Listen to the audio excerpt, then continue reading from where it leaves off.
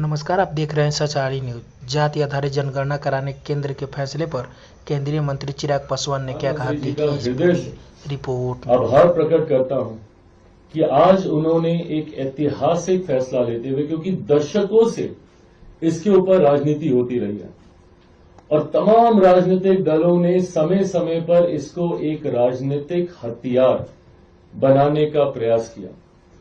हम सबने देखा कि जब जब चुनाव आते हैं या अलग अलग राज्यों में चुनाव आते हैं तो सिर्फ जाति आधारित जनगणना को जितने भी विपक्ष के दल हैं उन्होंने इसको मुद्दा बनाकर मजबूती से उठाने का काम किया।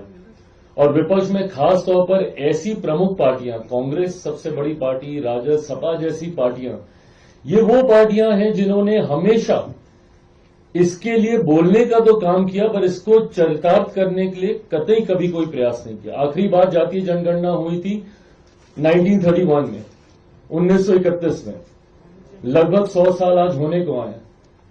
47 में देश आजाद हो गया। तो जिन लोगों को इस बात की चिंता है, आजादी के बाद अधिकांश समय तक केंद्र की सत्ता में कौन लोग थे?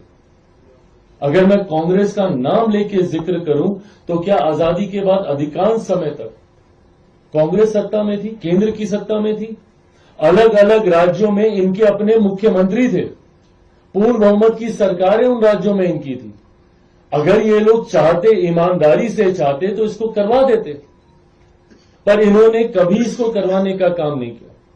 जनगणना तो छोड़िए, इन्होंने अपने अपने राज्यों में जहां पे इनके मुख्यमंत्री थे वहां पे इन्होंने सर्वे तक कराने का काम नहीं किया, क्योंकि जनगणना पूरी तरीके से केंद्र सरकार के अधिकार का विषय है और जिन जिन राज्यों में हुआ है वो सर्वे के माध्यम से हुआ और कुछ राज्यों में तो बिना पारदर्शिता के हुआ। भगवान जाने कि उसमें कितनी सच्चाई है और कितने सही ढंग से इन्होंने किया है या नहीं किया। लंबे समय तक आज राहुल जी इस बात का श्रेय लेने की होड़ में लगे हुए हैं कि ये मेरे कहने पर, मेरे दबाव में मैंने कहा, तब केंद्र सरकार ने माना। अरे प्रभु, आप ही की सरकार थी केंद्र में लंबे समय तक।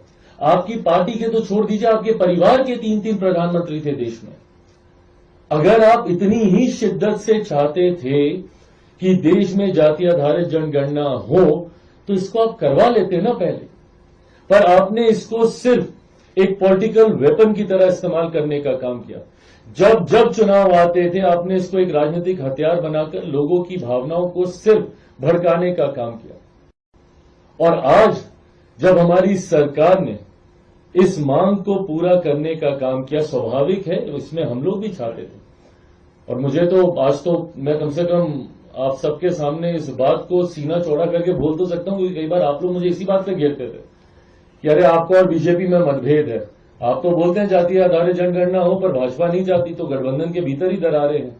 कितने मंचों पर मुझसे ये सवाल पूछा गया, पर मैं मानता हूं और मेरे प्रधानमंत्री आदरणीय नरेंद्र मोदी जी उचित समय पर उचित फैसला लेने के लिए जाने जाते हैं। और जो लोग आज इसको बोलते हैं, sorry I am taking all your questions in advance only because मुझे पता है कि ये सारे सवाल आप लोगों की तरफ से आएंगे, क्योंकि विपक्ष पिछले लगभग 24 घंटे से कम ही हुए हैं अभी इस फैसले को आए हुए और इतने भ्रम फैलाने का कार्य कर रहा है कि चुनाव के दृष्टिकोण से ये फैसला लिया गया है। भैया, एक राज्य में चुनाव, बिहार में एक राज्य में चुनाव में के लिए आप राष्ट्रीय स्तर पर जाति आधारित जनगणना का फैसला ले लेंगे। और अगर ये फैसला चुनावी दृष्टि से लेना ही होता तो हम लोग लोकसभा से पहले इस फैसले को लेते ना, लोकसभा चुनाव से पहले ये फैसला लिया गया होता। पर हकीकत है, जैसा मैंने कहा कि मेरे प्रधानमंत्री की कार्यशैली ही उचित समय पर उचित फैसला लेने